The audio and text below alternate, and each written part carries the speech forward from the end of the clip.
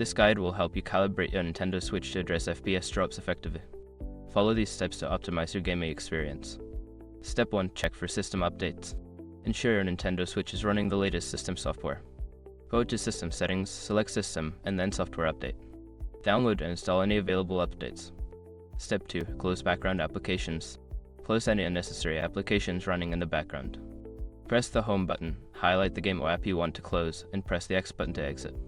Step 3. Adjust display settings. Lower the display settings for better performance.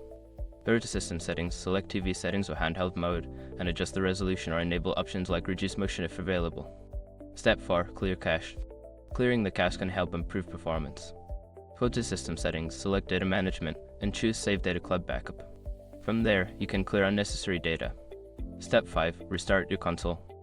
Sometimes, a simple restart can resolve performance issues. Hold down the power button until the power options appear, then select Restart. This can refresh the system and improve FPS.